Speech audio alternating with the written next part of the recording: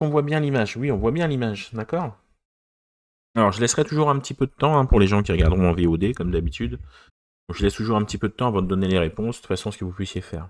Un poil coupé, peut-être, ouais. Ouais, mais c'est normal, en fait, je vais descendre après. Je vais descendre après parce que sinon, je peux pas. Souvent, c'est trop grand et je peux pas tout avoir en même temps. Et je lis et puis je descends au fur et à mesure. Sinon, l'image, elle est trop petite et on voit pas bien. Pas bien, parce que je peux pas. Bah, de toute façon, parce que même sur mon écran de stream à moi, en fait, on voit pas le bas sur mon écran que j'ai devant moi. C'est pour ça, je suis obligé de faire défiler l'écran, parce que je restream mon écran dessus. Alors, on est parti pour la série 2. La dernière fois, on a fait la série 1, hein, donc là, on part pour la série 2. Donc, première question. En chevauchant cette ligne continue pour dépasser le cycliste, je suis en infraction. Oui, réponse A. Non, réponse B. J'assure sa sécurité. Oui, réponse C. Non, réponse D. Je vous laisse environ 5 secondes pour noter ce que vous voulez. Après, vous pouvez écrire dans le chat, vous pouvez écrire chez vous, ce que vous voulez. Et après, moi, je clique. Je laisse 5 secondes, hein, je laisse pas plus, sinon les trucs, elles durent 2 heures. Alors, donc, du coup, en changeant cette ligne continue, je suis en infraction. Bien sûr que non, je ne suis pas en infraction. En fait, les lignes continues, on a le droit de les dépasser pour dépasser des cyclistes. Tout simplement, on a le droit de dépasser tous les véhicules à moteur. C'est interdit de dépasser tout véhicule à moteur, sauf les véhicules, les 2 roues sans sidecar.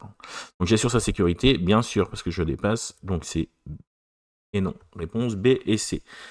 Donc je dois forcément m'écarter de lui pour ne pas être trop près. Donc hors agglomération, c'est 1,50 m et en agglomération, c'est minimum 1 mètre. D'accord? C'est minimum à chaque fois. D'accord? C'est là où j'étais pas sûr de bien comprendre la question. Oui, en fait, tu as le droit de couper la ligne blanche quand tu dépasses un vélo ou un scooter, du moment qu'il n'y a pas de sidecar. En fait, du moment que c'est un 2 roues sans sidecar, tu peux dépasser. Voilà, la réponse était ça. J'aurais dit A et C. Quoi A et C dans le doute? En fait, la question c'était, t'as inversé la question. La question c'était, je suis en infraction. Bah non, je ne suis pas en infraction puisque j'ai le droit de le faire. Ah, du coup, oui, il faut. Tu pensais être en infraction alors que non. Tu as le droit de doubler des 2 roues. Tu as le droit de couper la ligne blanche, en effet. Alors, deuxième question, c'est parti. La consommation combinée du cannabis et d'alcool multiplie le risque d'accident mortel par A 4, B 29, C 24, D 34. Alors ça, si vous n'êtes pas dans le code et que vous ne le savez pas, que c'est pas simple.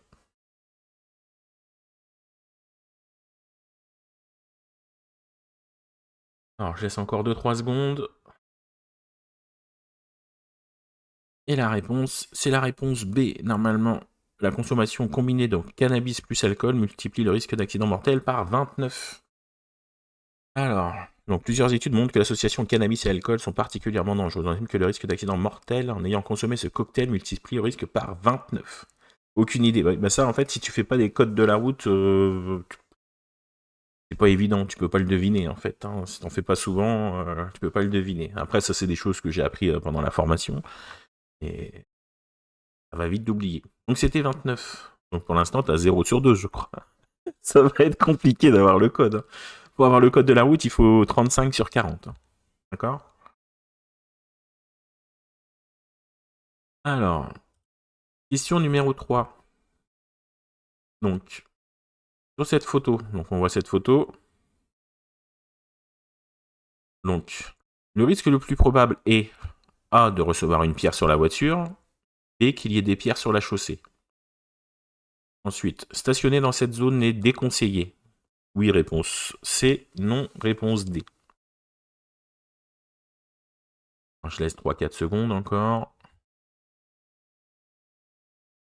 Et on donne les réponses. Alors du coup, le risque le plus probable, c'est qu'il y ait forcément des cailloux, hein, des pierres sur la chaussée. Les pierres, elles tombent pas tout le temps. Là, ils annoncent qu'il y a des chutes de pierres fréquentes, mais elles tombent pas en continu. Donc forcément, le plus gros risque, c'est qu'il y ait des risques.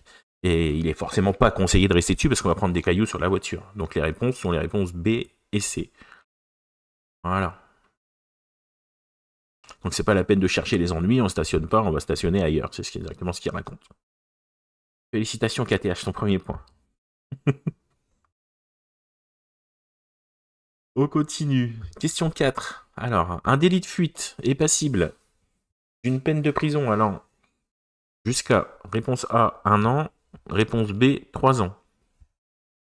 D'une amende pouvant coûter jusqu'à 15 000 euros, réponse C, ou 75 000 euros, réponse D. Je laisse 5 secondes et je donne les réponses. Alors par contre, il est tout à fait possible qu'à un moment ou un autre, je me trompe. Hein. D'accord. Je préviens d'avance. Hein. Alors du coup, une peine de prison allant jusqu'à 3 ans et une amende pouvant coûter jusqu'à 75 000 euros. Parce que tu es enseignant de la conduite que tu as tout à 100%. Hein. Donc c'est bien ça. Et la réponse c'était B et D. Hop. Donc oui, c'est jusqu'à 3 ans et 75 000 euros pour un délit de fuite. D'accord? Et ça peut être encore plus si c'est une récidive.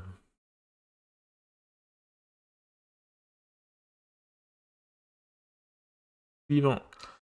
Alors, dans cette situation, sur l'image, je laisse l'image d'abord. Pour être mieux vu, j'allume les feux de brouillard avant. Donc les feux de brouillard avant. Oui, réponse A. Non, réponse B. Les feux de brouillard arrière. Oui, réponse C. Non, réponse D.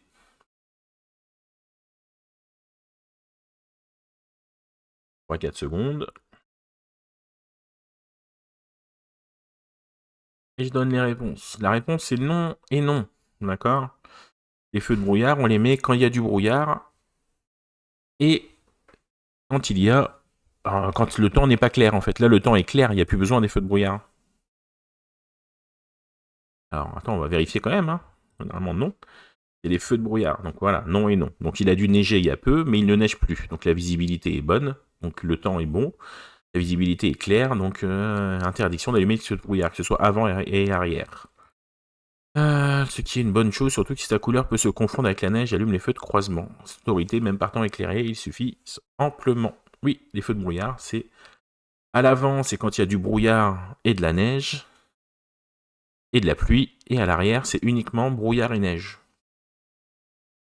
Quand il neige, en fait, pas quand il y a de la neige sur le bord de la route, quand il neige.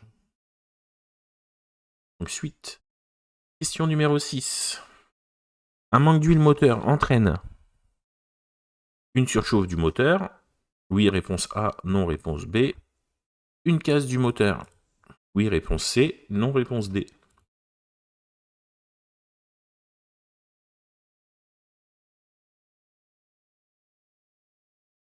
Et la réponse est oui. Et oui, ton moteur a toujours besoin d'huile pour être lubrifié. Sinon, tu pètes tout dans ta bagnole. Tu casses ton moteur, il surchauffe. Il y a tout qui vient en même temps. Voilà. L'huile assure une lubrification de tout le moteur. Accessoirement, sa circulation participe aussi à son refroidissement. Je suis pas mécano, mais j'ai mis A et C. Exactement, c'est ça. Un manque d'huile peut rapidement avoir des conséquences graves. Certaines pièces ne sont plus lubrifiées, s'échauffent, grimpent en chaleur, donc et cassent. Hop. Question suivante. Question 7. Ah, les calculs des temps d'arrêt et des temps de réaction.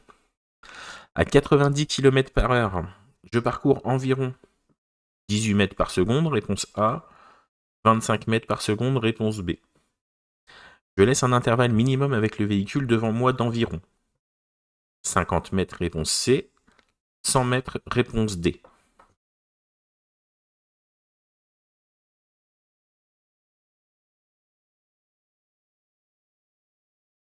Alors, les réponses, c'est 90 km/h, je fais environ 25 mètres par seconde.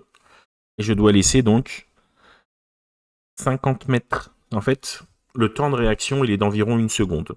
D'accord? En 1 seconde, ce qu'on fait, c'est on multiplie donc le chiffre des dizaines, là, le 9, tu le multiplies par 3. Donc 9 fois 3, ça fait 27. Donc environ 25 mètres secondes. Et l'intervalle de sécurité, quand on dit qu'on doit laisser une distance de sécurité, on dit toujours qu'on doit laisser 2 secondes avec le véhicule qui nous précède. Donc soit 2 fois le temps de réaction. Donc si tu parcours environ 25 mètres par seconde, du coup, il faut que tu laisses 2 fois cette distance. C'est-à-dire, si tu fais 25 mètres par seconde, il faut que tu laisses 50 mètres. Donc le temps de réaction, il est d'1 seconde. Tu prends le chiffre des dizaines, tu le multiplies par lui-même, et ça fait 9 fois 3, ça fait environ 27 mètres secondes. Et après, donc c'est ce qu'il dit, hein, donc la véhicule qui me précède n'est pas d'une seconde, mais d'environ 2 secondes. Voilà, donc je dois multiplier les deux par contre. Et par contre, la distance d'arrêt, c'est pas la même chose. Ça, c'est le temps de réaction, c'est 1 seconde. Donc on multiplie par le chiffre par 3. Et par contre, la distance d'arrêt, tu multiplies le chiffre des dizaines par lui-même. Genre 9 x 9, ça fait environ 80 mètres pour t'arrêter. Entre le temps que tu appuies sur le frein et le temps que ton véhicule s'arrête. Multiplie le chiffre des dizaines par lui-même. Allez, question suivante. Alors, plusieurs réponses sont possibles, d'accord? Un coffre de toit a une influence A sur la consommation de carburant, B sur le temps de réaction, C sur le freinage, D sur la prise au vent.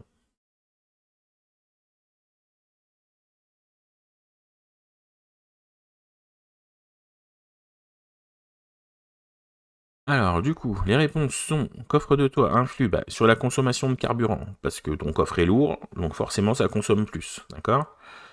Sur le temps de réaction, bah non, en fait, ça change pas ton temps de réaction. Le temps de réaction, c'est toi, c'est pas ton toit qui te réagit. Sur le freinage, évidemment, parce que t'as plus de poids et machin, et sur la prise au vent, évidemment, tu fais de la prise au vent. Donc c'est A, C, D. Si sur le freinage également, parce que t'as plus de poids et ça te pousse également, tu vois. Ça joue également, c'est ça? Ah. Favorise les écarts avec le vent latéral, donc c'est ce qu'il y a quand on vite. Ça paraît logique, hein, ça paraît tout logique en fait, mais faut y penser. Et en fait, non, du coup, le temps de réaction, non. Le temps de réaction, il n'a rien à voir avec ce que tu as au-dessus de la voiture, quoi. Et le temps de réaction, c'est tout ce qui touche à l'humain qui le fait changer. Alors, haha. Le croisement est impossible. La voiture rouge doit reculer. Oui, réponse A. Non, réponse B. Qui doit reculer dans ce cas-là? Est-ce que c'est le bus ou est-ce que c'est la voiture rouge?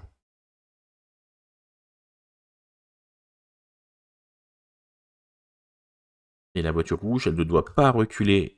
Là, dans ce cas-là, c'est le bus qui doit reculer. Parce que c'est le véhicule le plus maniable qui doit reculer. Et là, en l'occurrence, la voiture rouge, elle a une remorque. Et comme c'est un véhicule articulé, c'est lui qui va avoir le plus de mal à manœuvrer. Donc là, c'est le bus qui doit reculer dans ce cas-là. Le véhicule rouge ne recule pas. Ça aurait été 2 bus, 2 cars, et qui ne pouvaient pas se croiser. Voilà. Ça aurait été 2 cars qui ne pouvaient pas se croiser, par contre, c'est celui qui descendait qui aurait dû reculer également, pour laisser la priorité à celui qui monte. D'accord? Tu vois, si les deux véhicules sont de catégories différentes, c'est le plus manœuvrable des deux qui doit reculer. Il n'y a plus de montée ou de descente qui tiennent. C'est ça. Donc si c'est des différents, quoi qu'il arrive, que ce soit en montée ou en descente, c'est celui qui est le moins maniable qui doit continuer sa route. Donc celui qui est le plus maniable, plus facilement, c'est lui qui recule. Donc là, c'était au quart de reculer, simplement. Alors ensuite, qui est correctement attaché? Donc, le passager numéro 1, le passager numéro 2, le passager numéro 3 ou le passager numéro 4. Ça va, là. Des fois, il y a des points gratos quand même, on va pas se mentir. On va pas y passer 3 heures. Donc là, c'est forcément le passager numéro 1. On voit bien, elle a bien la ceinture à plat dessus. Hein. Là, elle a la ceinture en dessous du bras. La gamine, elle va se faire stranguler. Et là, elle est tournée, sa ceinture, elle est pas bien mise. D'accord? Donc c'est réponse 1, évidemment. D'accord? Bien à plat sur l'épaule et le baudrier en bas, bien sur les hanches. D'accord? Pas sur le ventre, parce que si jamais on a un accident, ça nous abîme les organes. C'est bien sur les hanches. Que c'est les os les plus solides chez l'être humain, sur les hanches. C'est pour ça qu'on met bien la ceinture du bas, donc le baudrier, on le met bien sur les hanches. Suivant. Alors, question 11. Le trajet fait quotidiennement entraîne généralement. Donc, A. Donc, une baisse de la concentration. Oui, réponse A. Non, réponse B. Une sous-estimation des dangers. Oui, réponse C. Non, réponse D. Alors, les réponses, c'est oui Et oui, en fait, c'est dans les trajets quotidiens, dans les trajets qu'on fait tous les jours, c'est ça, exactement, KTH, très bien. Exactement dans les trajets que tu fais tous les jours que, en fait, tu as une surconfiance, tu fais plus vraiment attention, que c'est des endroits où, en fait, où tu passes tout le temps. Et c'est souvent là qu'il y a malheureusement le plus d'accidents. C'est dans les trajets connus. Généralement, les accidents sont moins élevés. Et pourtant, c'est le contraire. En effet, lorsqu'on croit bien connaître les endroits dangereux, cela procure un sentiment de sécurité et l'attention se relâche. C'est ça. On peut rouler un peu plus vite, on a un peu moins peur du danger. Alors, question suivante.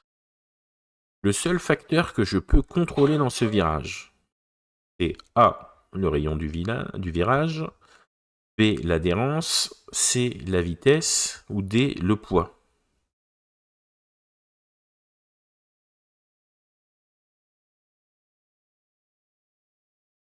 Et donc la réponse est la réponse C.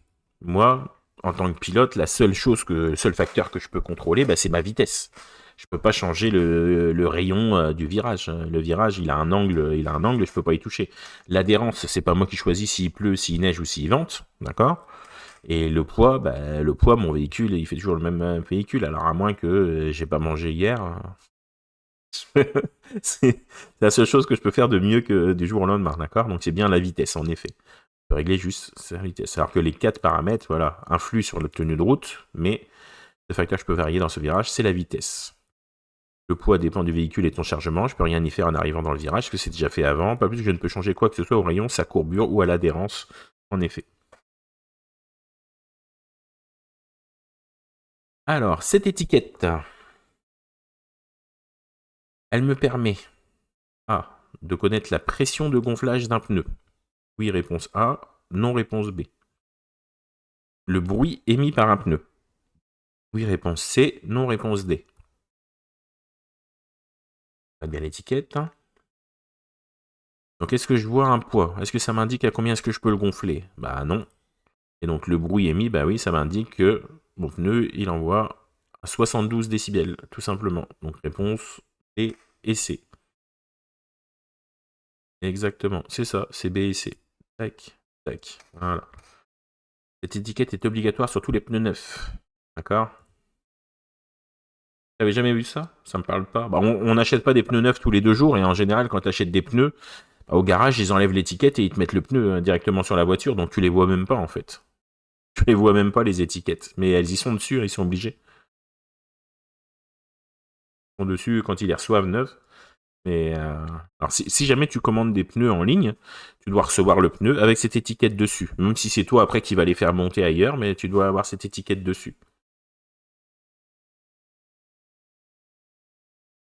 Du coup, qu'est-ce qu'il rajoute un peu? Donc, son indice de consommation à ne pas négliger, en espérant certains pneus entraînent une surconsommation de carburant. Oui, sur certaines étiquettes, il y est. Son adhérence sur sol humide, très important. Le bruit qu'il émet. Et en revanche, cette étiquette ne donne aucune indication concernant le gonflage. Hop. Alors, une fois ce camion dépassé, je devrais rester dans cette voie. Donc oui, réponse A. Non, réponse B. Laisse quelques secondes pour répondre.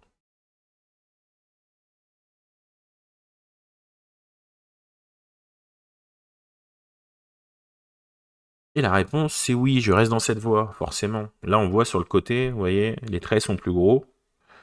J'ai envie de dire ah et coucou chef Maxime. Et bien fait, t'as bien fait de dire ah, bienvenue à toi, merci beaucoup. Merci d'être là. Donc c'est la réponse A, en effet, là c'est une voie pour les véhicules lents. D'accord? Vous voyez, les traits sont plus larges, les traits sont plus épais, contrairement à la ligne discontinue qui est ici, et à la ligne de rive, à gauche, qui est continuelle. Donc là, les traits sont plus larges, c'est une voie réservée aux véhicules lents. Donc je suis en cours de dépassement. Généralement, une fois le véhicule dépassé, je dois revenir dans la voie la plus à droite. Ici, la voie est délimitée par un marquage large. Donc quelle est sa signification? Il délimite une voie réservée à certains usagers. Sur ce type de route, il s'agit sans doute d'une voie réservée aux véhicules lents, c'est-à-dire que tous les véhicules dont la vitesse ne dépasse pas 60 km/h. Et donc pas que les poids lourds. Tous les véhicules qui ne dépassent pas les 60 km/h. Donc une fois que je l'aurai dépassé, je dois bien rester dans cette voie. Allez, on continue. Question numéro 15. En cas de contrôle, je suis obligé de présenter l'attestation d'assurance. Oui, réponse A. Non, réponse B. Je vous laisse répondre, je vous laisse 5 secondes.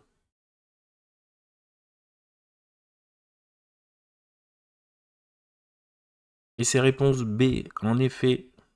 Et non, depuis très peu de temps, donc depuis le 1er avril 2024, c'est ça, depuis avril 2024, les automobilistes et usagers de deux roues motorisés ne sont plus obligés d'apposer la vignette de l'assurance, ni même de détenir la carte verte. On n'a même plus besoin d'avoir la carte verte en fait. On n'a plus besoin d'avoir aucun papier d'assurance. Et c'est simplement eux. Ouais, depuis avril 2024. Et donc directement, les gendarmes ou les commissaires ou les policiers, bah, du coup, dans leur registre, ils le savent à l'avance si tu es assuré ou pas.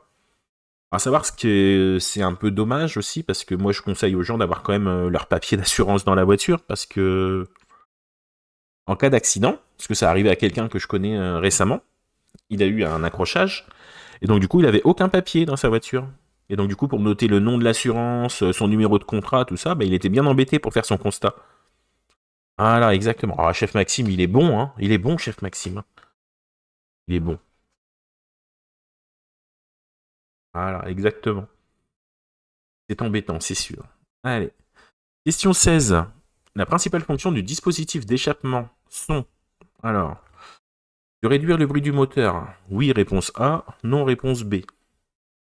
De limiter la pollution atmosphérique. Oui, réponse C. Non, réponse D. Alors, du coup, à quoi ça sert ces pots d'échappement?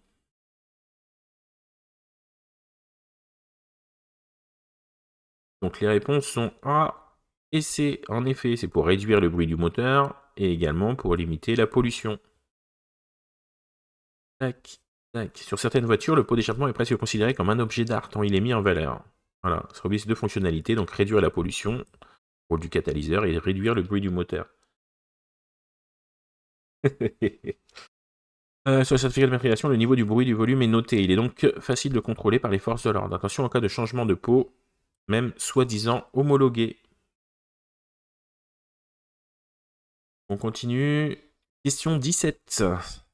Alors, en 1 heure, l'organisme, pour les buveurs d'alcool, en 1 heure, l'organisme élimine environ 0,05 g d'alcool par litre de sang, 0,15 g d'alcool par litre de sang, 0,25 g d'alcool par litre de sang ou 0,50 g d'alcool par litre de sang.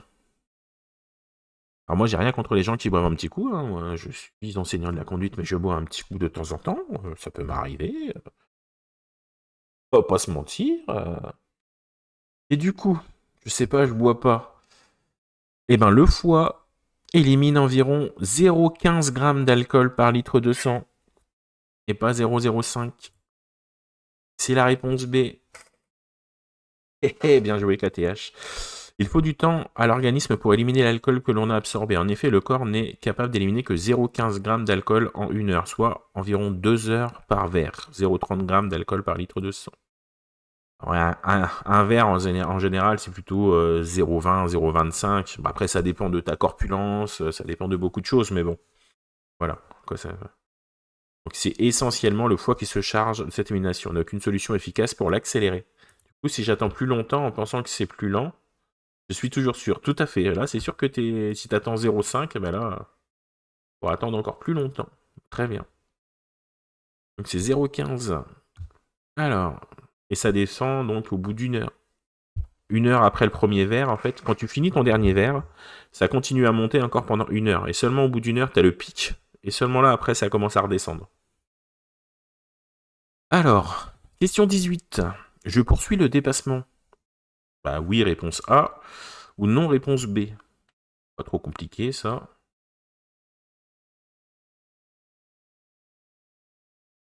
J'attends 2-3 secondes. Et non, évidemment, je me rabats. Je vois bien, là, il y a 3 véhicules devant moi. 1, 2, 3. Et j'ai déjà une première flèche de rabattement. Donc, évidemment, je ne poursuis pas mon dépassement, je me rabats. D'accord?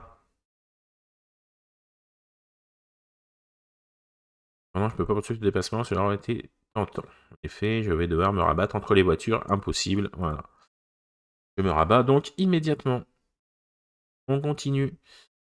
Alors, petite vidéo.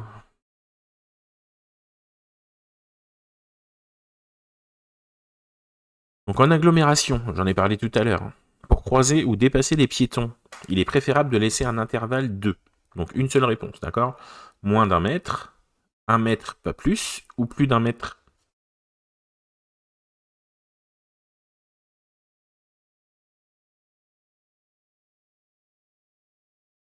Et donc c'est la réponse C, évidemment. Plus d'1 mètre. Pas 1 mètre pas plus. C'est tendancieux. Alors, il est donc. Attends, regardez bien la question, hein, c'est pas marqué légalement, hein, c'est marqué il est préférable de laisser. Donc s'il est préférable, si tu peux en laisser un petit peu plus, tu en laisses un petit peu plus, d'accord? Il faut 1 mètre minimum, mais si tu as un petit peu de place et qu'il n'y a personne, c'est ça, il faut au moins 1 mètre. Et c'est pas 1 mètre pas plus, c'est au moins 1 mètre. Donc si tu peux mettre 1 mètre 50, bah, tu le fais, d'accord? Donc c'est bien ça. Il y a une distance latérale minimum à laisser lorsqu'on croise des usagers piétons ou deux roues. Donc d'une part parce que c'est des usagers vulnérables, hein, des usagers fragiles simplement, et puis également pour faire attention à ce qu'on appelle leur zone d'incertitude. Parce que les zones d'incertitude, bah, une personne peut se déplacer, en fait, il suffit qu'il fasse un pas vers la gauche ou vers la droite, en général, bah, s'il fait un pas vers la gauche, il ne peut pas se décaler de plus d'1 mètre d'un coup. Donc il faut absolument que tu laisses au moins 1 mètre d'écart. Et en plus, bah, surtout quand on est hors agglomération ou agglomération, bah, pour éviter le système de vent d'aspiration. Si tu passes trop vite à côté. Alors, je me suis trompé de direction. Je retourne dans la voie de droite. Oui, réponse A. Non, réponse B.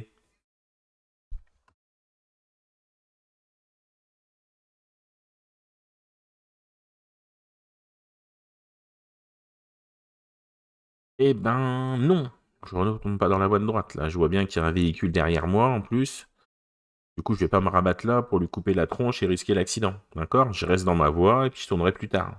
Un gars qui fume dans le rétro. C'est ça.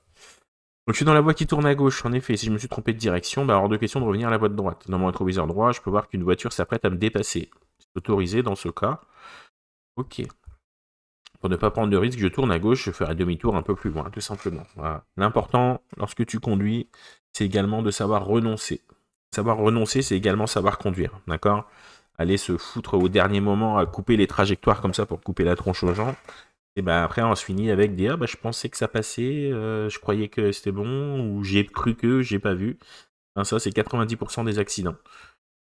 Tu t'es trompé, tu tournes à gauche, hein, tu retourneras à gauche de l'autre côté où tu feras demi-tour et tu reprends ta voie. Alors, question numéro 21. L'appui-tête. Il n'y a personne dans ma voie, je laisse passer le mec. Je passe après lui. Oui, après, tu peux aussi faire ça, mais si tu as du monde derrière et tout, ça peut être dangereux. Donc, il faut faire attention quand même. En effet. Et si tu peux pas te rabattre, s'il y a plusieurs voitures, évidemment, tu te rabats pas, tu cherches pas à comprendre. Tu fais le tour, tu fais un demi-tour après. C'est pas d'action dangereuse, c'est très important. Donc, question 21. Plusieurs réponses possibles. Donc, l'appui-tête est essentiellement un élément donc, de confort ou de sécurité. Est-ce que je vérifie qu'il est bien réglé avant de partir?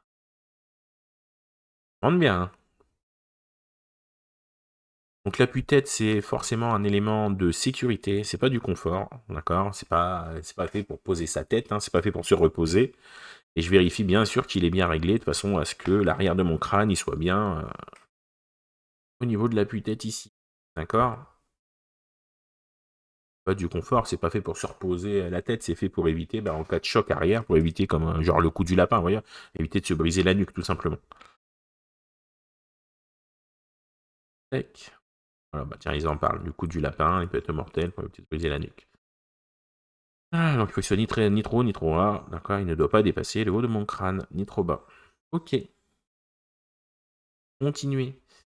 Alors, en période probatoire, l'alcoolémie est sanctionnée à partir de 0,10 g par litre d'air expiré, 0,15 mg d'alcool par litre d'air expiré, 0,20 mg d'alcool par litre d'air expiré ou 0,50 par litre d'air expiré. Une seule réponse possible. Alors, lorsqu'on est jeune conducteur,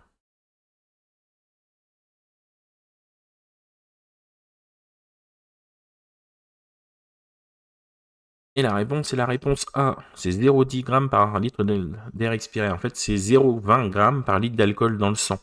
Donc, litre d'alcool dans le sang, c'est le double de l'air expiré. Donc là, c'est 0,10 par litre d'air expiré. Quand tu souffles, ça marque 0,10 là-dessus. Voilà. Ce qui correspond à 0,25 mg par litre d'air expiré. Le taux maximal d'alcool dans le sang est de 0,50 par litre, ce qui correspond à 0,25. Alors avant c'était plus. Avant c'était plus, c'était 0. T'avais le droit à 0, je sais plus combien. Et nous on avait le droit à 0,8, donc ça faisait 0,4 par litre d'air expiré, et du coup quand c'est descendu à 0,5 pour tout le monde, soit 0,25 par air expiré, pour les gens lambda, donc du coup ils ont descendu également les jeunes conducteurs. Les jeunes conducteurs, donc c'est 0,10 quand tu souffles, et donc ce qui veut dire que ça fait 0,20 par litre de sang.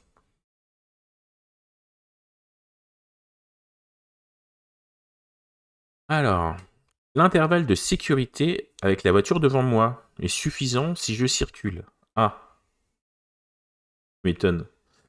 Alors, si je circule à 70 km/h, l'intervalle est-il suffisant? Oui, réponse A. Non, réponse B. Si je circule à 30 km/h, oui, réponse C. Non, réponse D.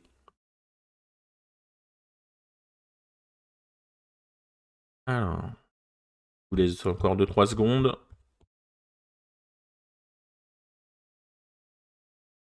Et les réponses sont non et non. Dans un tunnel, quoi qu'il arrive, dans un tunnel, lorsque tu as des flèches comme ça, là, des petites flèches comme ça, là, tu dois avoir 2 chevrons obligatoires. Alors, ça peut être des chevrons ou ça peut être des lumières, vous voyez, les lumières. Il faut que tu en aies au minimum 2 d'écart. Que tu roules à 70 ou que tu roules à 30 ou que tu roules à 40. Quoi qu'il arrive, peu importe la vitesse où tu roules, tu dois avoir toujours 2 chevrons d'écart.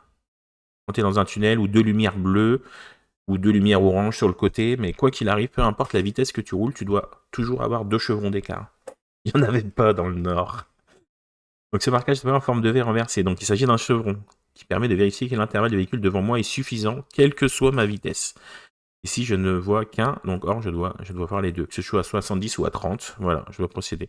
Alors, il peut y avoir des chevrons, j'ai dit, il peut y avoir des diodes bleues au sol ou sur les murs. Il en faut 2 d'écart, quoi qu'il arrive. Il n'y a pas de tunnel en Champagne-Ardenne. Mais si, il y en a, en plus, je suis en Champagne-Ardenne. Il y en a des tunnels. Pas beaucoup, mais il y en a. Alors, ces commandes permettent d'ajuster. Donc A, le volume de la radio, B, le régulateur et le limiteur de vitesse.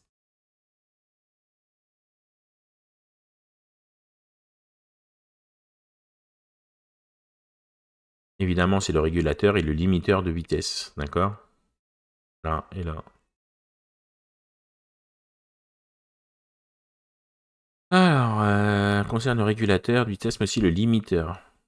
Et on trouve également l'indication 7, qui est pour fixer la vitesse, tout simplement. Pour désactiver, une simple pression sur le frein suffit. Ou appuyer sur l'embrayage également, ça le désactive. Tout simplement. Donc le régulateur de vitesse te permet de garder la vitesse que tu as réglée, en fait. Tu règles, je sais pas, 90 km/h et ta voiture elle roule toujours à 90 km/h. Alors que le limiteur, lui, te permet de ne pas dépasser la vitesse que tu as pré-réglée. Donc là, par exemple, bah, tu es sur autoroute, tu le règles à 130, tu appuies sur l'accélérateur, et quoi qu'il arrive, bah du coup, enfin quoi qu'il arrive, non, mais tu dépasseras pas le 130, ça restera bloqué quand tu accélères à 130. Il n'y a qu'une seule façon pour le débloquer, c'est d'appuyer à fond, vraiment collé, pied au plancher, vraiment tout en bas jusqu'à ce que ça claque pour le débloquer. Mais bon, en règle générale, si on fait ça, c'est pas pour le débloquer. Vous voyez que c'était pas pour l'autoradio, tout à fait. Alors, question 25, petite vidéo.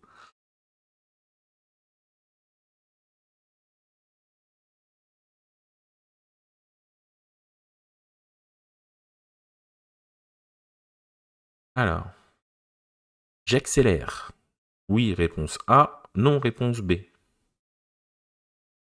Oui, des fois, le limiteur, il se laisse un peu dépasser avec le poids, en fait. Avec le poids de ton véhicule, il peut dépasser. Comme ils font les chauffeurs poids lourds, où ils sont bridés à 90 et ils ont tout en excès de vitesse dans les descentes. Et donc, non, je n'accélère pas. C'est pas parce que le feu il vient de passer au vert que je vais accélérer. Là, on voit bien qu'il y a une intersection ici. Et donc, même si je suis prioritaire, qu'il y a un cédé le passage, mais il peut très bien y avoir quelqu'un qui traverse ici ou une voiture qui passe, d'accord? Donc, je continue ma route normalement, j'accélère pas, d'accord? Vraiment, le fait qu'il passe au rouge, surtout pas. Il y a des intersections, même si normalement à moi de passer, je dois faire preuve de prudence et de bon sens, d'accord?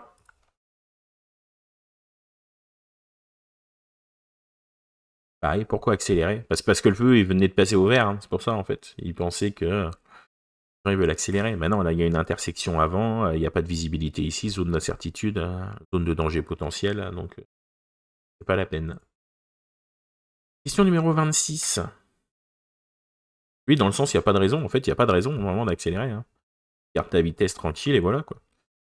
Alors, à partir de la première mise en circulation d'une voiture, le premier contrôle technique doit intervenir au plus tard. Donc A, avant 2 ans, B, avant 4 ans. Ensuite, il doit être ensuite renouvelé. C, tous les ans, D, tous les 2 ans. Donc les gens qui ont des voitures doivent forcément connaître la réponse. J'ai plus à boire, je suis foutu. Donc les réponses c'est B, donc avant la 4e année, et ensuite on doit le repasser tous les 2 ans. Et non, c'est pas tous les ans le contrôle technique, chef, c'est tous les 2 ans. Sur les véhicules utilitaires, ils doivent passer l'antipollution tous les ans, d'accord? Mais une voiture, c'est tous les 2 ans ensuite. Oui, c'est tous les 2 ans le contrôle technique. Tous les 2 ans. Et sur les véhicules utilitaires ou professionnels, c'est obligatoirement tous les ans, au moins le... fonction d'y aller tous les ans. Au moins tous les ans, l'antipollution.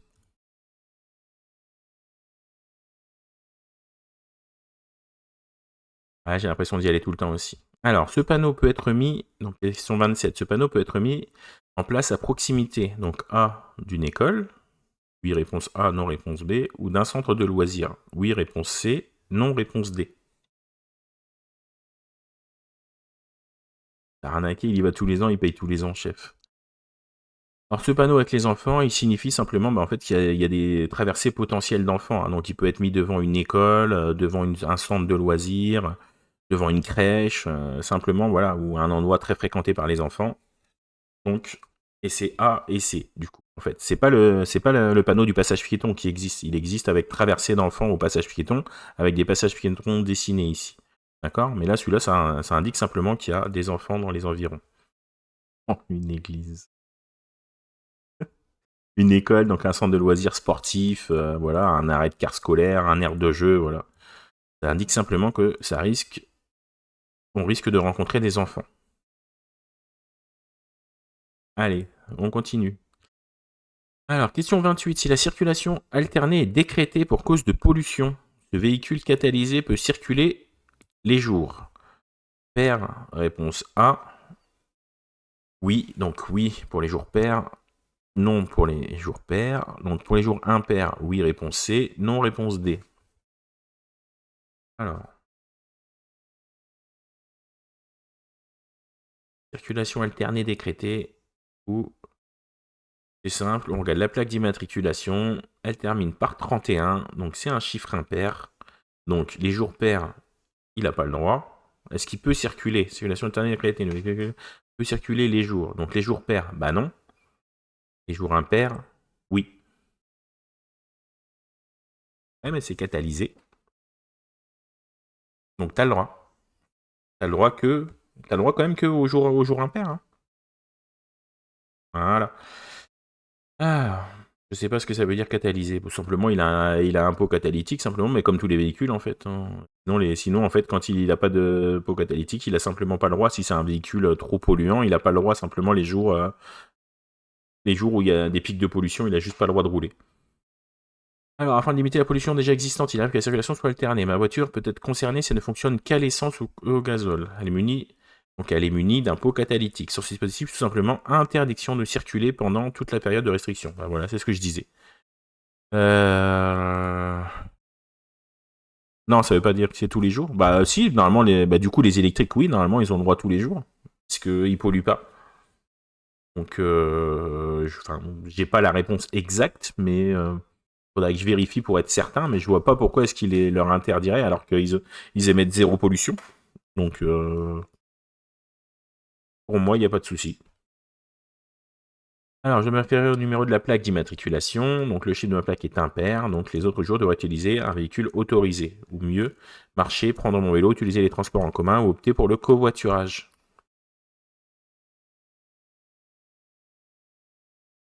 Question suivante. 29 sur 40. Comme j'ai dit au début du stream, il est tout à fait possible que je fasse des erreurs. Hein.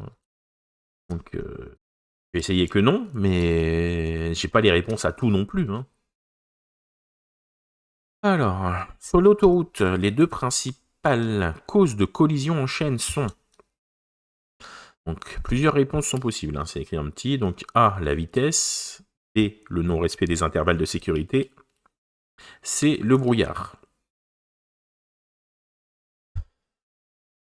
Et donc, les réponses sont A et B. Évidemment, la vitesse et le non-respect des intervalles de sécurité. Le brouillard, forcément, c'est dangereux, mais le brouillard, quand il y a du brouillard, on le voit qu'il y a du brouillard. Donc, on fait attention. C'est perceptible, alors que bien souvent, les gens, ils roulent malheureusement soit trop vite, ils ne respectent pas les distances de sécurité qui sont l'intervalle de sécurité qui est de quoi? Je l'ai dit KTH tout à l'heure.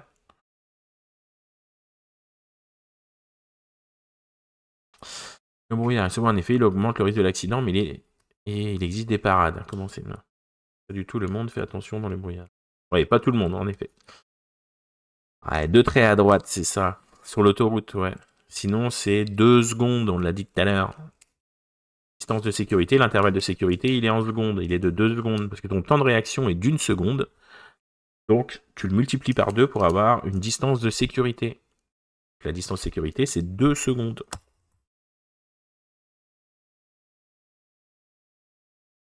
Allez, question 30. Un vrai danger de très sécurité. Oui.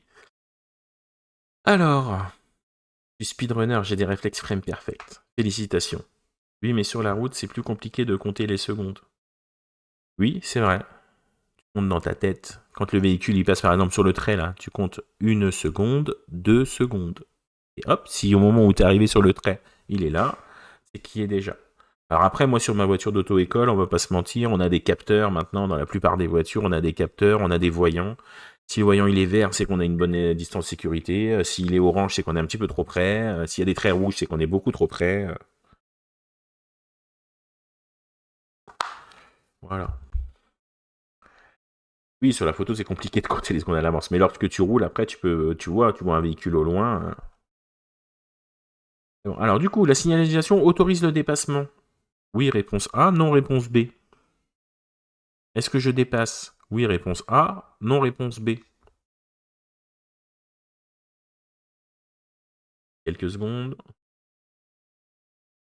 Et donc la réponse c'est la signalisation autorise le dépassement. Bah oui, il n'y a rien qui me l'interdit. Là, j'ai des traits discontinus et la flèche elle se rabat dans mon sens. Moi j'ai le droit de dépasser. Par contre, est-ce que je dépasse? Bah non, du coup, non, parce que c'est dangereux. Déjà, je vois pas jusque là, je vois pas ici. Et puis, si je dépasse, je vais devoir me rabattre entre les deux bagnoles là, donc j'aurai pas de distance de sécurité. A et D. La façon me permet effectivement de dépasser, mais la flèche de rabattement ne concerne pas mon sens, ok.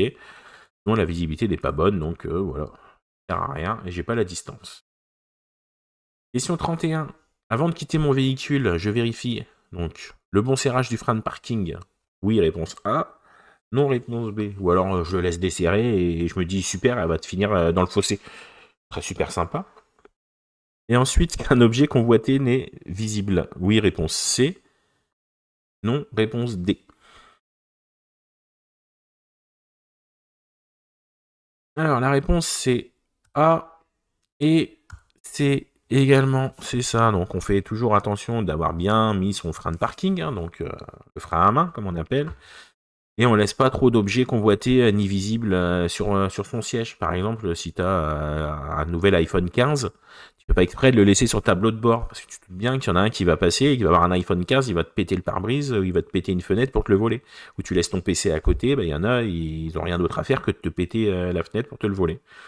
Donc on essaye le plus possible, entre guillemets, de ne pas laisser d'objets convoités visibles.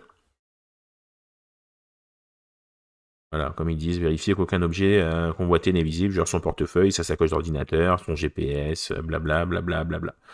Tout ça. Ok. Il y avait une période en hiver où nous conseillait de laisser une vitesse à la place du frein à main pour éviter que le frein à main ne gèle. Ouais. Ouais. Mets ton frein à main. Le frein à main, il gèlera pas plus, hein, ça change rien. Alors, pour accroître la longévité des pneus, Plusieurs réponses sont possibles. Donc, je les surgonfle légèrement. Oui, réponse A. Non, réponse B. Je les sous-gonfle légèrement. Oui, réponse C. Non, réponse D.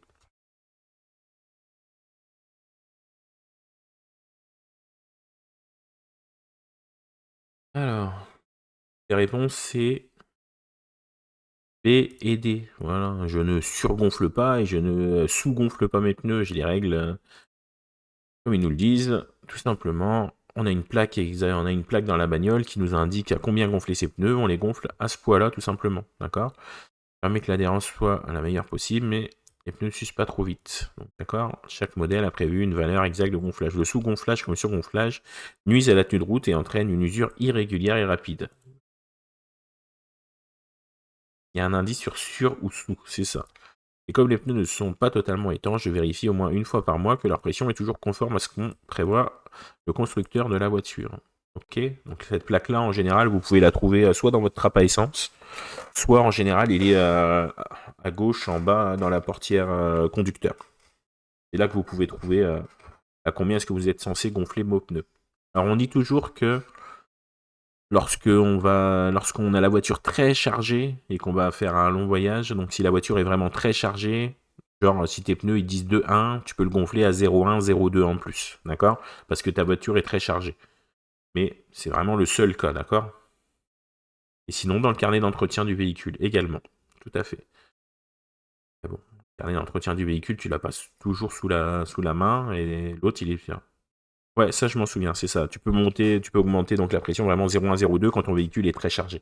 Si tu as l'habitude de rouler seul dans ta bagnole, d'un seul coup, vous êtes 5 et puis tu as les valises dans le coffre et le coffre de toi, c'est le seul cas où tu peux un tout petit peu surgonfler tes pneus. C'est ça, avec justement un tableau de charge. Tout à fait. Alors, un chargement qui dépasse l'arrière de la voiture. Donc là, on voit bien que ça dépasse. Doit faire l'objet d'une signalisation particulière s'il déborde. De moins d'1 mètre. Oui, réponse A. Non, réponse B. De plus d'1 mètre. Oui, réponse C. Non, réponse D. Alors, un chargement qui dépasse. Lorsqu'on charge un gros objet là sur son toit, donc s'il dépasse de moins d'1 mètre à l'arrière, il n'est pas obligatoire de mettre une signalisation. Par contre, s'il dépasse de plus d'1 mètre, c'est obligatoire. D'accord ? Savoir que, par contre, sur l'avant, sur l'aplomb, là, c'est interdit de dépasser, quoi qu'il arrive. Là, c'est interdit de dépasser devant.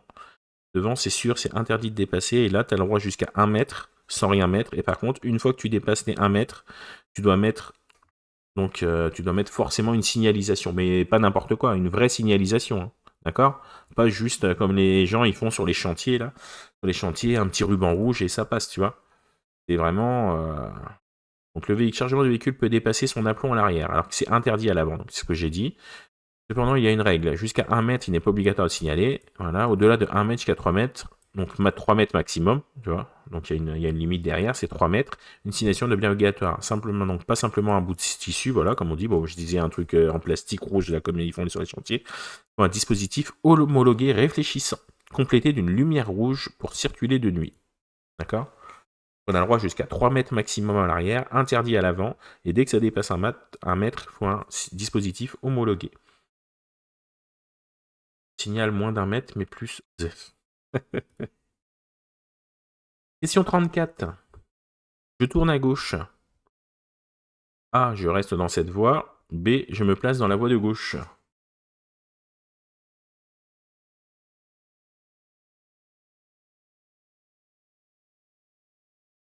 La réponse est A. Je reste dans cette voie, d'accord ? On apprend à nos élèves, en règle générale, de rester dans la voie la plus à droite, lorsqu'il y a plusieurs voies qui vont dans le même sens, d'accord ? La voie de gauche, elle est faite au cas où, si jamais c'est encombré ici, d'accord ? Si vraiment c'est encombré, ou si tu sais que tu vas faire demi-tour juste après. Mais sinon, autant que possible, tu restes dans la voie la plus à droite qui va dans la direction où tu souhaites aller. Il y a 2 voies permettant de tourner à gauche, je dois me placer dans celle qui est la plus à droite. Je peux utiliser l'autre voie dans 2 cas, pour dépasser, ou si la voie de droite est encombrée. Je suis dans aucun dans ces 2 que ça. Voilà, donc elle n'est pas encombrée, et je suis pas en train de dépasser, donc j'y vais pas. Alors. Passe. Doublé par une bagnole.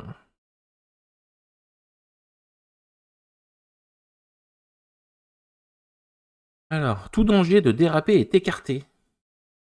Oui, réponse A. Non, réponse B. Bah non, en fait. Réponse B, hein. Le mec, même s'il me double, c'est pas parce que lui il me double que là on voit bien qu'il neige encore, qu'il fait froid, c'est encore trempé, on a un peu tout à fait encore dérapé, c'est encore très dangereux. Donc réponse B, d'accord? Ok, donc je vais pas lire ça, on s'en fout, hein, simplement. Route plus mouillé plus neige, ouais.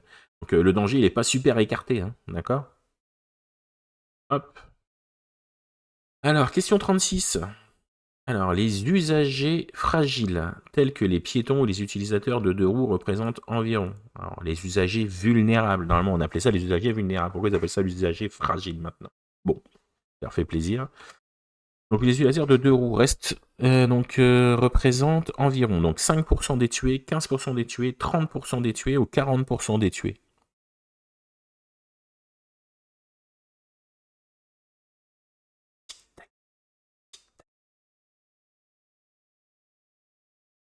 Et la réponse est de 40%.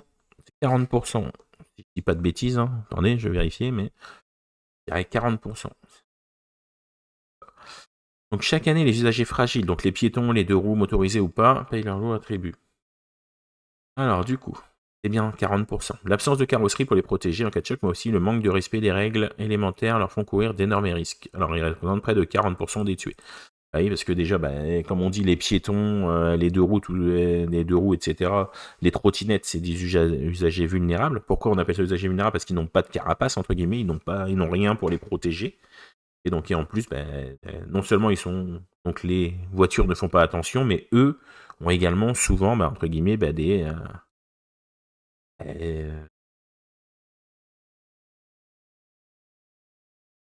comportements à risque, en fait. Bien souvent, on voit de toute façon, on voit les deux roues, les vélos, les trottinettes, tout ça. Des fois, je suis arrêté au feu rouge avec mes élèves, comme ça. Il y a 3 trottinettes à côté. Je dis à mon élève, je dis tu vas voir, je dis, ils sont tous daltoniens, en fait. Toutes les voitures s'arrêtent au feu rouge, et t'as les 3 trottinettes, ils avancent. 1, 2, 3, les 3 ils grillent le feu rouge. Je pense que trottinette égale daltonien, à mon avis. Il y a des problèmes là-dessus. C'est ça, à mon avis. Donc je le dis toujours à mes élèves et ça les fait rigoler parce qu'à chaque fois ça marche parce qu'ils s'arrêtent absolument jamais. Donc c'est hallucinant, mais bon. Trottinette, il y a beaucoup de suicidaires par chez moi. Non, mais pas que chez toi, hein, c'est partout. Hein. Moi, c'est pareil. Hein. Maintenant, mes élèves, tu sais, normalement, l'angle mort à droite, on est d'accord, tu dois le faire quand tu as une voie.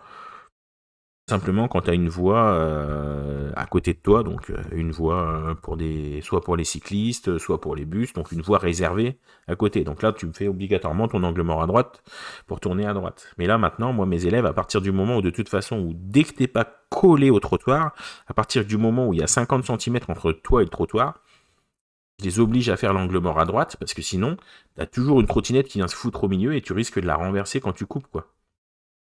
Oui, il y a les vélos aussi qui font ça également. Mais là, maintenant, ça devient vraiment hyper dangereux, quoi. Alors, donc le petit SOS là dans les voitures. Alors, moi, je l'ai dans la mienne, hein. D'accord? Donc, ça s'appelle le système d'appel d'urgence, le e-call, d'accord? Donc, je l'ai pas. Alors, soit tu peux appuyer dessus, quand tu es en danger ou quoi, tu peux appuyer dessus. Ou alors, donc, est-ce qu'il alerte automatiquement les secours en cas d'accident grave? Oui, réponse A. Non, réponse B.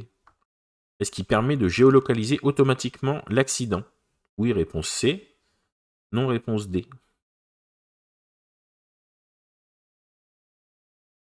Et donc les réponses, c'est bien A et C. En fait, ce bouton-là, soit si toi tu as un accident et tout, tu peux appuyer dessus, ça appelle les secours et ça te géolocalise, ça leur dit où tu es.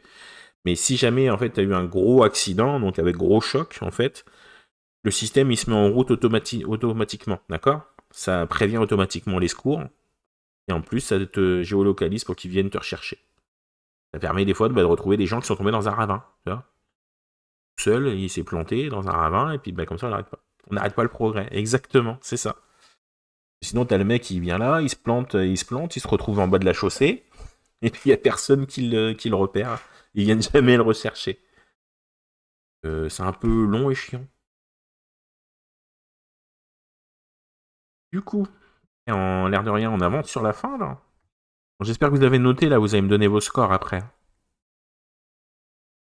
C'est une excuse pour nous géolocaliser en permanence. Allez, complotistes. Big Brother est là, c'est ça. Question 38. Moi, j'ai pas le code déjà. Oui, je pense, oui, depuis le début, je pense que t'as déjà fait plus de 5 fautes, KTH.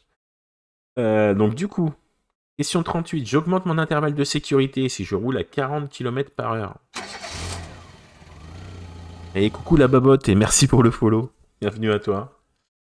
Alors, j'augmente mon intervalle de sécurité si je roule à 40 km/h. Oui, réponse A. Non, réponse B. Si je roule à 20 km/h. Oui, réponse C. Non, réponse D. Je vous laisse quelques secondes. On a bientôt fini de toute façon ce code. Alors. Donc oui et oui, il neige, c'est gelé par terre. Donc pourquoi B et C? Pour la 40, t'augmentes pas, il s'était augmenté à 20. Tu augmentes, KTH? C'est bizarre ça. J'espère que tu vas bien, la babotte. Bienvenue sur ce stream. Donc oui, j'augmente mon intervalle de sécurité, que je roule à 40. Alors on apprend le code de la routier français ici. C'est ça, oui. D'ailleurs, je me demande bien à quoi ils ressemblent les routes chez vous, là. Tac. Tac. La route est très glissante. Quelle que soit la vitesse à laquelle je circule, j'augmente l'intervalle qui me sépare de la voiture devant moi. Ça permettra d'envisager un freinage plus sereinement. D'accord? Surtout d'éviter que la voiture soit mettée à travers de la route. Surtout que nous sommes dans une descente. D'accord? D'ailleurs, il me semble bien que au Canada, au Québec, là, vous, c'est pas marqué stop. Je crois que c'est marqué arrêt. Et c'est pas plus mal. Parce que moi, j'ai des élèves, tu leur dis stop, ils comprennent pas ce que ça veut dire stop. Stop, ça veut dire stop, pourtant, c'est-à-dire tu t'arrêtes. Et moi, il me semble que vous, sur les stops, c'est écrit arrêt. Je dis pas de bêtises. Tu dois pas comprendre la question.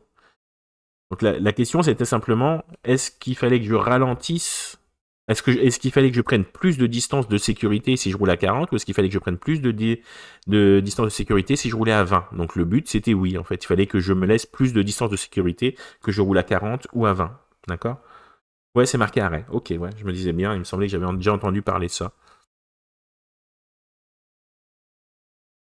Alors, question 39 sur 40. Donc du coup, je dois m'arrêter pour proposer de l'aide.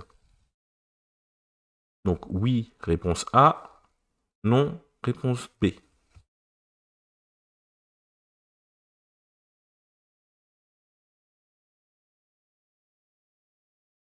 Ah, d'accord. Et t'avais pas compris la question du coup. Et la réponse est bien sûr B. Oui, je vais pas m'arrêter. Les services d'urgence sont déjà là. Si je m'arrête là, en fait, je vais embêter et je vais gêner la circulation plus qu'autre chose. Tout le monde est déjà là, on voit bien, il y a les pompiers, il y a le SAMU, enfin, il y a tout ce qu'il faut. Ils n'ont pas besoin de moi, ils n'ont pas besoin que les personnes s'arrêtent pour les embêter ou pour filmer comme beaucoup le font, d'accord? Donc je ne m'arrête pas pour proposer mon aide. Tu savais que tu n'étais pas obligé d'aller à l'auto-école Non, au coin de je la route sais, pour passer c'est ton pareil. permis. Tu Mais peux choisir tais-toi, ta les voiture pubs. Simone. C'est 35. Et toi donc, continuez ma série. Je suis pas sponsorisé par elle, hein, d'accord? Je travaille dans une auto-école de ville, justement. Je travaille pas sur eux, mais bon, ils ont des séries de codes que je peux faire en ligne et les streamer, donc ça m'arrange. D'accord? Alors, on continue. À la 39e question, ils nous ont collé une pub. Je m'arrête pour faire un live TikTok. On continue. Alors, question 40 sur 40. On appelle ça des écornifleux. Ouais, les écornifleux. Alors, attendez. Dernière question. On va faire la dernière question. On discutera un petit peu après. Donc, un habitacle trop chaud. Donc, favorise l'endormissement. Oui, réponse A. Non, réponse B. Favorise l'apparition de la fatigue. Oui, réponse C. Non, réponse D. Les écornifleux. Ah, sûrement, c'est les gens qui s'arrêtent pour faire des live TikTok. Ça doit être ça que tu me parlais. Alors ça favorise l'endormissement, en effet, et ça favorise également la fatigue. S'il fait trop chaud, ça favorise également la fatigue. Donc favoriser la fatigue, ça veut dire que ça, en fait, ça peut donner plus de fatigue. De toute façon, quand t'es bien au chaud dans ton lit, là, voilà, quand t'es bien au chaud dans ton lit et tout, bah, quand il fait trop chaud, ça te fatigue également. D'accord? Chaleur excessive dans l'habitacle rend le trajet pénible. Et le fait que ça soit pénible, en fait, s'il fait trop chaud, du coup, bah, ça va te faire un peu piquer les yeux, tout ça. D'accord? Oui, la fatigue également. En conséquence, la fatigue arrive plus vite, ce qui conduit à une somnolence. Le temps de réaction augmente, voire à l'endormissement. D'accord? Avec la climatisation devient un véritable accessoire de sécurité plus que de confort. En abaissant la température de quelques degrés, je suis plus vigilant et je réduis le risque d'être impliqué dans un accident. Alors bon, et d'accord. Donc du coup, moi je vais voir mon score, qui est donc de 40 sur 40, je suis phénoménal. Donc du coup, chef, est-ce que tu sais t'as fait combien de fautes? Est-ce que t'es arrivé à peu près à la moitié, je dirais.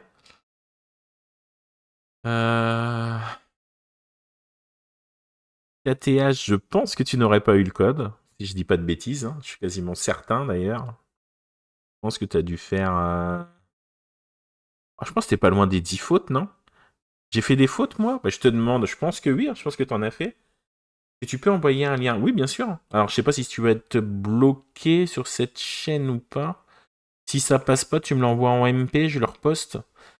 J'ai noté les réponses que j'ai mis, mais je sais pas si j'ai pas les réponses là. Ah oui, du coup, oui, t'as pas noté. En fait, t'aurais dû noter les réponses et mettre une petite croix à chaque fois si tu avais ou pas. T'aurais dû mettre une petite croix après si tu avais bon, ou un petit trait si tu avais mauvais. Et bonjour Puppet Masta, merci pour le follow. Bienvenue. Donc oui, bah de toute façon, je pense que j'ai noté les réponses. Bon, je sais que de toute façon, oui, KTH, on a fait, j'ai vu plusieurs fautes passer. Chef, j'ai dû en voir une ou deux, je pense, des fautes. Je pense que t'as au moins une, je dirais, voire deux. Et t'es arrivé à peu près à la moitié, un petit peu plus de la moitié, je pense, de la série. Mais bon. La dizaine de fautes, je les ai, en fait. Ouais, je pense qu'on en est pas loin. J'espère que tu vas bien, Puppet. Merci pour le follow, merci pour le soutien, ça fait très plaisir. Donc voilà, je suis bien content, on a fait cette série, donc c'était très sympa dessus, donc on a fait les 40 questions. Tac, tac. J'en avais fait une la dernière fois, donc j'en avais déjà fait une la première série, là je fais la 2, je vais essayer d'en faire quand je peux en fait. Hein. J'ai fait que passer, j'ai vu passer l'annonce, good luck pour la chaîne. Eh merci Puppet, merci en tout cas d'avoir follow, ça fait plaisir. Avec un petit peu de visibilité comme ça, si je peux aider des jeunes, ça fera toujours plaisir.